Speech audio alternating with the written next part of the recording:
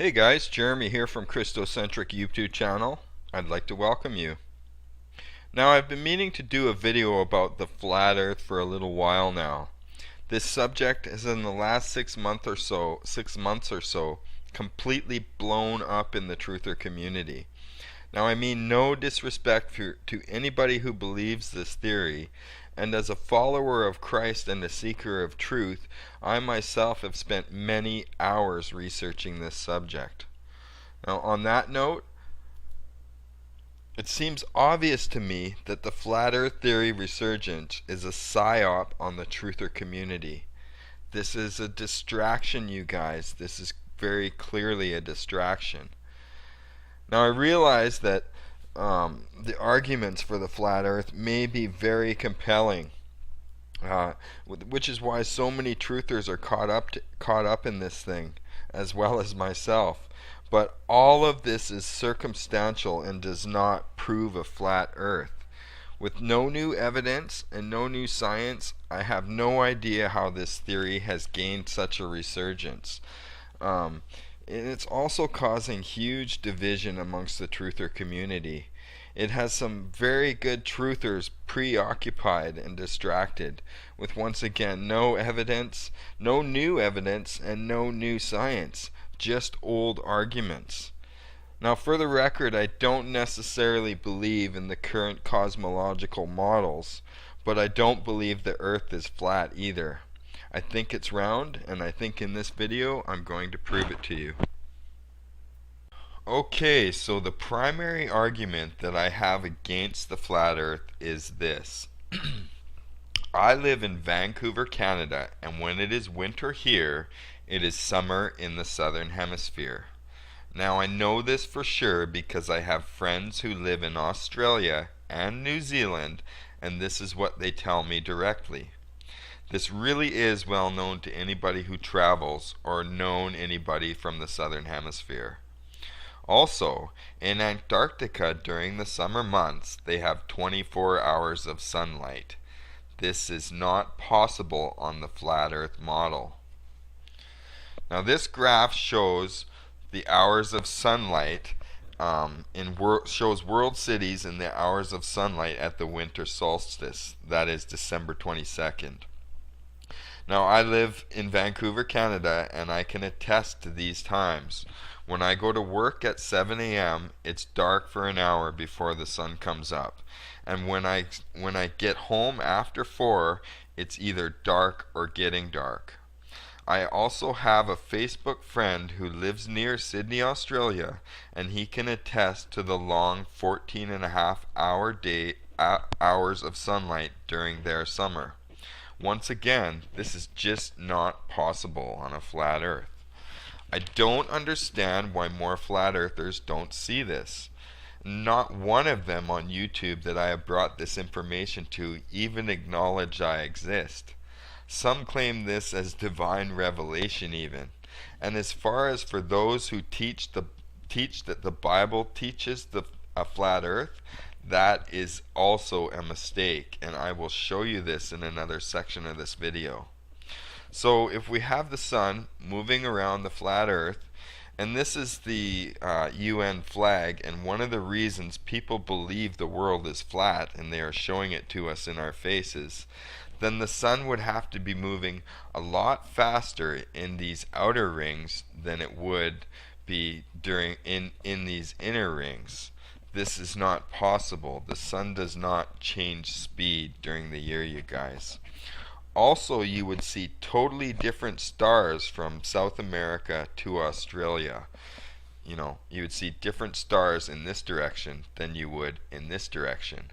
But this is not the case. What you see is the same stars rotating around a central point. Okay, and that's only possible on a round Earth. In addition to this, there have been many documentaries showing 24 hours of sunlight for months in Antarctica. Frozen Planet. This is an amazing documentary with some of the most amazing wildlife footage I've ever seen. This series also shows when it's summer in the southern hemisphere, they have months of sunlight for 24 hours a day in Antarctica. this is only possible on a round planet, round Earth, guys. Antarctica, a year on ice. This is an interesting documentary they made just last year in 2014 about a research town in Antarctica. And as the title implies, they spend a year there showing months of summer with 24-hour days of light in the Antarctic summer and months of 24-hour darkness in the Antarctic winter, just like we see on the North Pole. This is only possible on a round Earth, guys.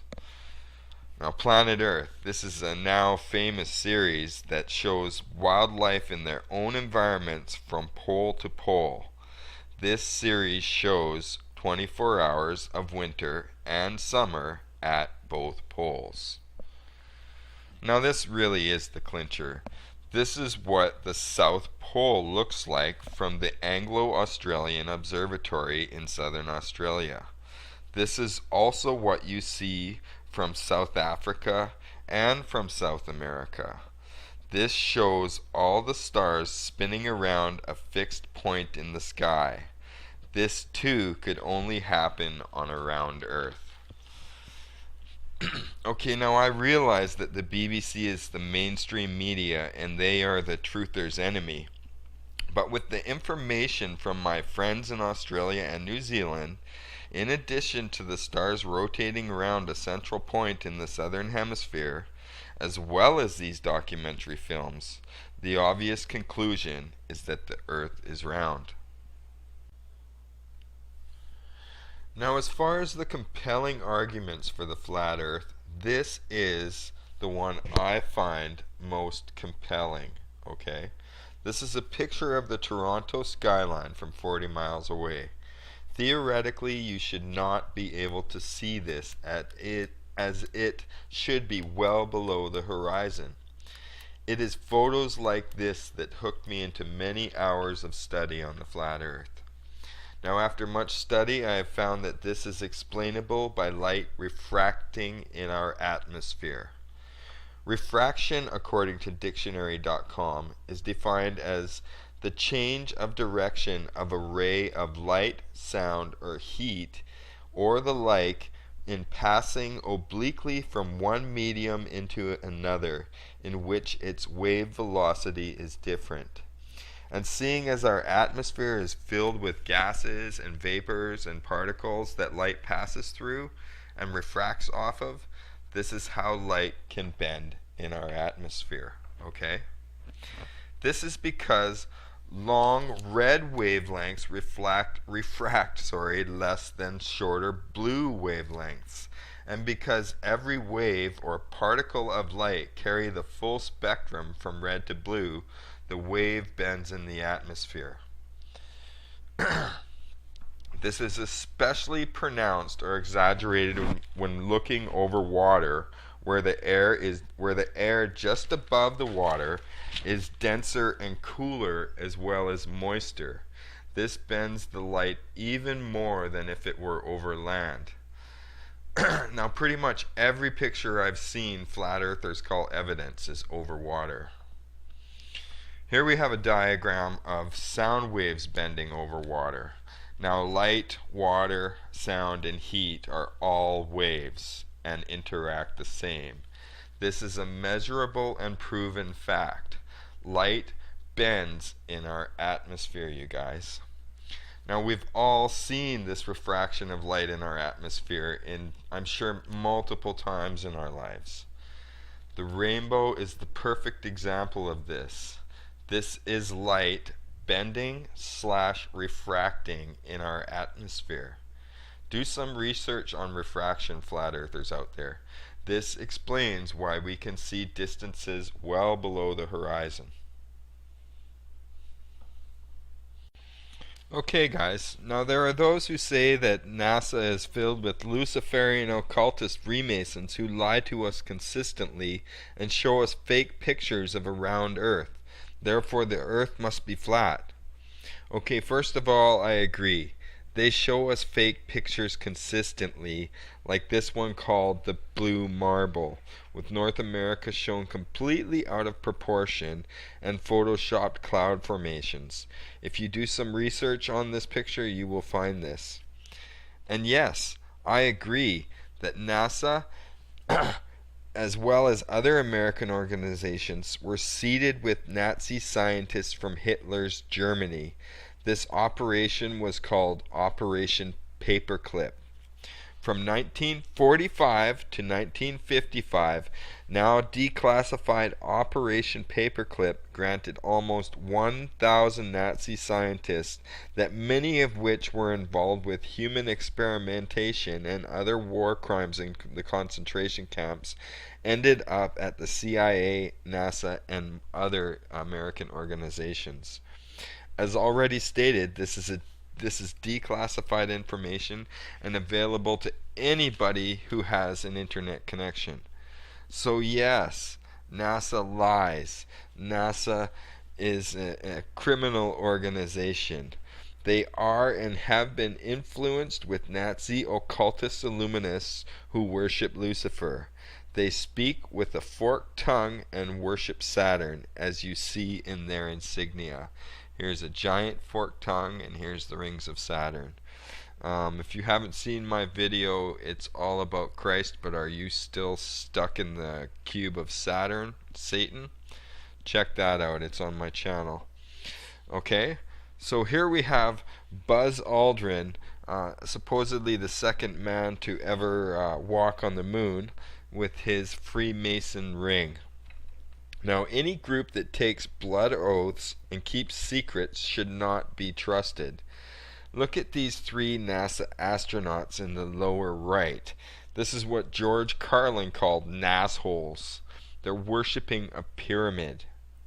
Freemasonry is just another extension of the mystery schools of Babylon and Egypt, who simply put, worship Lucifer and his fallen angels.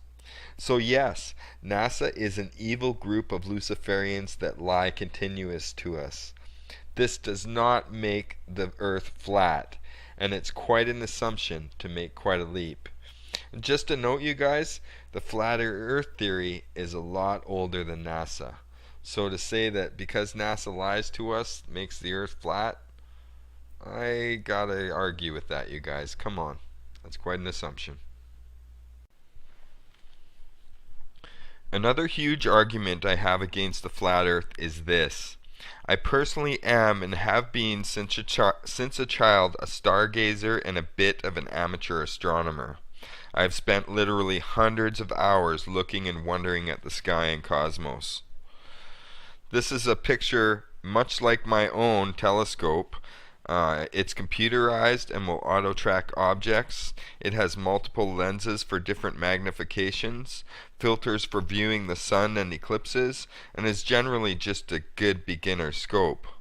Now this telescope, along with multiple pairs of sky-gazing specific binoculars I also possess, have allowed me to see and marvel at the sky and objects in the heavens much closer than with the naked eye. I have personally viewed multiple planets myself, as well as the sun, the moon, and other stars. Now it's clear to me that all these celestial bodies are spheres. These pictures of both Saturn and Mars show definite spheres. The rings encircling Saturn, as well as different views of Mars at different times of the year showing ice at both poles, reveal without a doubt that these planets are spheres. Now the moon, which is much closer and visible to the naked eye, is also clearly a sphere. The shadows created at the lighted and dark area of the moon, shadowed sections, as well as the crater shadows, reveal an orb. My argument is this. My personal observations, not NASA's, show the planets, the moon, the sun are all spheres, you guys. And with the exception of the moon, they all rotate. So why would a God of order and reason one of infinite wisdom and understanding, create the rest of the heavens one way and the earth another. In my personal opinion, this is not reasonable, this is not logical, and this is above all not efficient. Now the God I have come to know is reasonable, is logic, and is efficient. Infinitely so. Okay, now there are many people out there who say the Bible teaches a flat earth. This is simply not true. And with a bit of study into the original languages, we will see the Bible actually teaches a round earth. The scriptures most quoted by flat earthers are the ones that speak of the earth being set upon pillars, as well as those that speak of the earth having four corners. Let's start with the argument in scripture that deals with the four corners of the earth. Okay, so the four corners of the earth are mentioned in Ezekiel 7:2, Isaiah 11:12, Job 37:3, as well as Job 38:13, just to name a few. Okay? Now the Hebrew word used in all these scriptures is kanaf, meaning wings or extremities. Therefore, the proper interpretation of this passage is the extremities or furthest wings of the earth. We certainly don't see the earth as having wings. Why would we think it has corners? Now, when you couple this with the passage from Isaiah 40:22 that states God himself sits on the circle of the earth and the inhabitants are like grasshoppers, and goes on to state that God stretches out the heaven as a curtain and spreadeth them out as a tent to dwell in. This will be of more importance later when I discuss the firmament, which is simply the atmosphere we live in. But for now, Isaiah, with the inspiration of the Holy Spirit, calls the earth a circle. And seeing as the Hebrews had no word for sphere, the earth must be round. Okay? Now this is confirmed in Job 26:10, where it states that God has inscribed a circle on the surface of the waters at the boundary of light and darkness. This means that the shadow between daylight and darkness is curved on the earth. This matches what we see on the earth and is only possible with a round earth, guys. Another common argument by flat earthers is that the Bible teaches that the earth is on pillars. Yes, the Bible speaks about the pillars of the earth in many places. Job 9:6, Psalm 75:3, and Samuel 2:8, just to name a few. And while the Hebrew words in these passages actually vary, they all literally mean pillar, column, or even molten pillar. Now it is clear to me that this is a metaphor, you guys. Only a metaphor. Kind of like saying so-and-so is a pillar of the community, or the Bible is the pillar of truth. Some believe the pillars of the earth are the power and providence of God. 1 Timothy 3:15 says that the church of the living God is the pillar and ground of truth. Clearly this is a metaphor, you guys. And when you add the scripture from Job 26:7, where God says he stretches the north over empty space and hangs the earth on nothing, and when you look at this word, it actually means nothing. It's clear that the earth is not on literal pillars. It's a metaphor. Metaphors are used throughout the Bible. Okay, the firmament, guys. Now there are those who believe that the firmament is a hard dome above the flat earth. But another look at the Genesis account and the original tongues will show that the firmament is the expanse of the atmosphere and not a hard dome covering a flat earth. In this next section of this video, we will Have a look at the Genesis creation account and the original language, and I will show you exactly what the firmament is. Okay, the Genesis creation account. Genesis 1:1. In the beginning, God created the heavens and the earth. Now, the word for created here is bara. Now, I realize it only says choose here, but when you do a study on this word, bara implies absolute creation from start to finish. That is to say, God created everything in the universe at this time. Bara implies perfect and complete creation out of nothing. Genesis 1:2 goes on to say, and the earth was without form and void. Now the word was here is the Hebrew word haya, meaning became. So after God had created the universe perfectly, the earth became without form and void. Now this is beyond the study of the flat earth, but many scholars believe that something happened in between verse 1 and verse 2. This is called the gap theory and the subject of a whole other video. Okay? Genesis goes on to say, and darkness was on the face of the deep, and the Spirit of God moved upon the surface of the waters. So what we are being shown here is darkness covering the earth and the Spirit of God moving, or more accurately interpreted, brooding over the surface of the waters like a hen over her eggs. Now, as far as a young earth is understood scientifically, at this time we see the first single-celled life in the early oceans, as well as an early gaseous atmosphere that scientists believed gassed out from the earth itself. So picture this, if you will.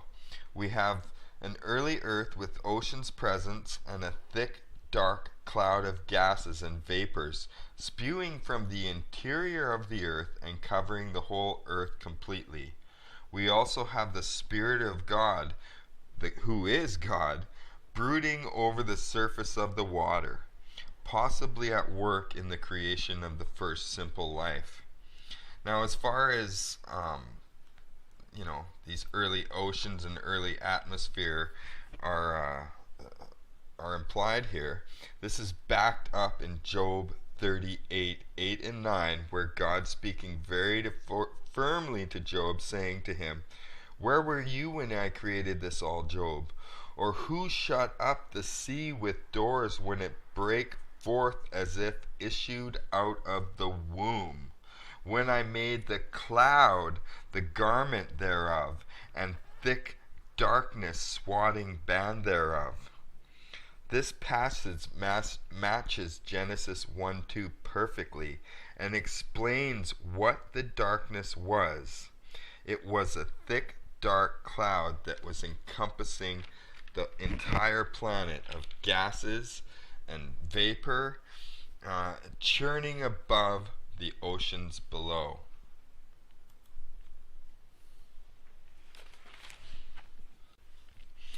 Okay, Genesis 1:3-5 say, and God said, let there be light, and there was light. And God saw the light, and that it was good. And God divided the light from the darkness. And God called the light day, and the darkness he called night. And the evening and the morning were the first day. So in the interest of time, I'm going to tell you what I see happening in this passage.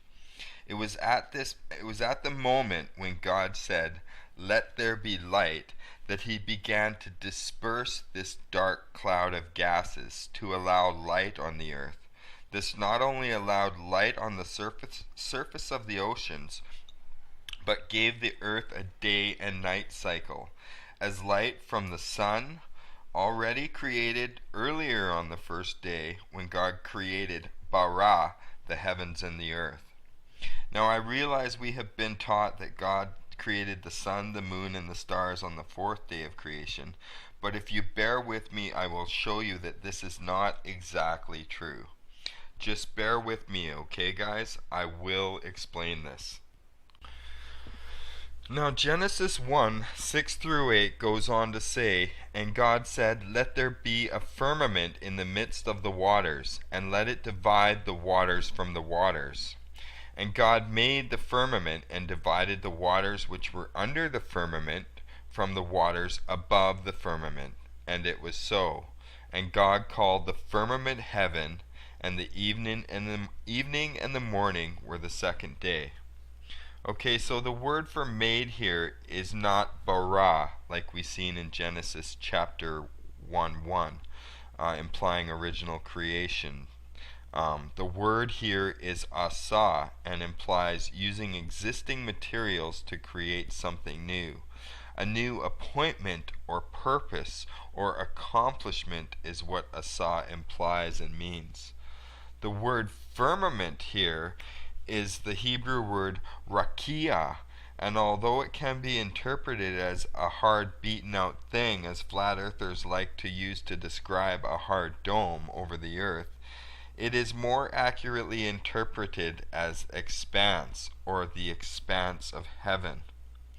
Now the word used for heaven here is shamayim, or shamayim. I'm not exactly sure how that's pronounced, but it simply means sky or heaven. So now with this further expansion on the original tongues, we see that the firmament is not a hard dome. What we see God actually saying with a fresh interpretation is this: "Let there be an expanse in the midst of the waters." And God appointed or accomplished the expanse of heaven, dividing the waters under the firmament, oceans, from the waters above, clouds. And God called the expanse sky. In other words, God was further expanding the atmosphere for the life that God was going to create next. This also re-established a thick cloud greenhouse covering high above, similar to what we saw in Genesis 1:2. Now, in the interest of time, and because the formation of dry land is not important in regards to the firmament, I will skip day 3 completely. Now in Genesis 1:14 to 19, God said, "Let there be lights in the firmament of heaven, to divide the day from the night, and let them be for signs and for seasons, and for days and for years, and let them be for light in the firmament of the heaven, to give light upon the earth." And it was so. And God made 2 great lights, the greater to rule the day, and the lesser to rule the night. He made the stars also, and God set them in the firmament of the heavens, to give light upon the earth, and to rule over the day and over the night. And God divided the light from the darkness, and saw that it was good. And the evening and the morning were the 4th day. Okay, the word used for made here, again, is asa, implying an appointment or appointing, or in this case, reappointing the sun, the moon, and the stars to give light on the earth. Indeed, the sun, the moon, and the stars were not created new, bara, but appointed, asa, to give light on the earth, to give signs, and to give seasons at this time. It is crucial to understand that it is also during this time that God is again dispersing the thick greenhouse of cloud covering, reformed on day 2 when God made the firmament/atmosphere. This also must have been added to on the 3rd day, when major volcanism must have occurred in order to form dry land out of the oceans. But now God is again dispersing this cloud cover for the purpose of allowing light into the atmosphere. So the sun, the moon, and the stars were not created at this time, as we have already seen. They were created bara on the 1st day, but now God is clearing the skies in the atmosphere to allow them to shine upon the earth again. It is also clear that the sun, the moon, and the stars are not in the firmament atmosphere, but rather in space. This is further confirmed on the fifth day of creation when God created bara, the birds, to fly in the expanse of heaven. Now clearly where the birds fly, the sun, the moon, and the stars are not. Therefore the sun, the moon, and the stars are in another part of the heaven, you guys, and not in the firmament, although they do produce light in the firmament. Okay?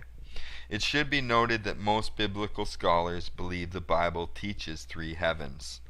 Okay? The atmosphere, space, and heaven, the abode of God. Paul referred to this as the third heaven. So, in conclusion, guys, the firmament is not a hard dome over the earth. It is the atmosphere we live in. Okay? Now, I encourage all of you to study the Bible in this way.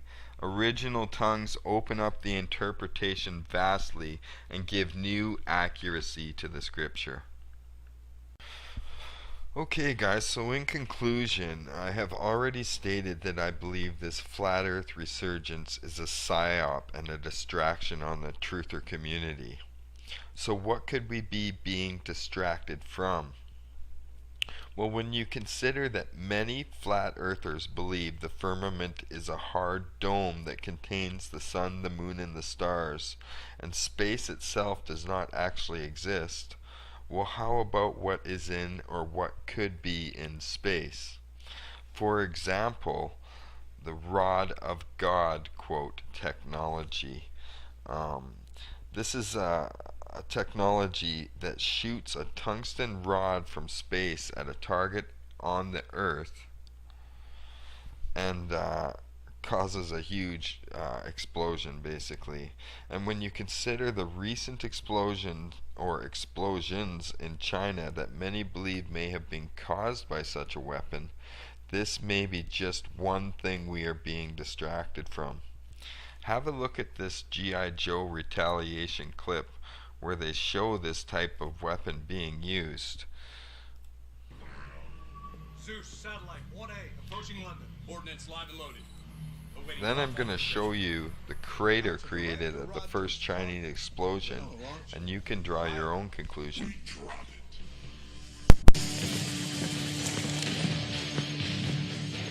Gravity does the rest. Observe. Satellite 1A, we have remote launch authorization. 3, 2, 1, drop.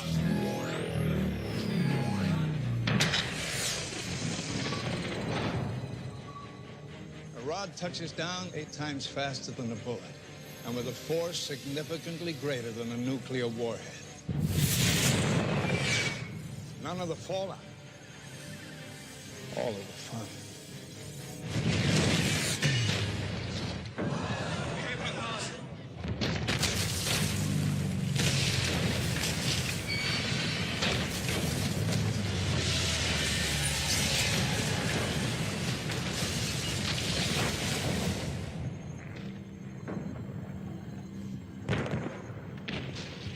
You will have to answer for this to your Congress, your courts. Correction.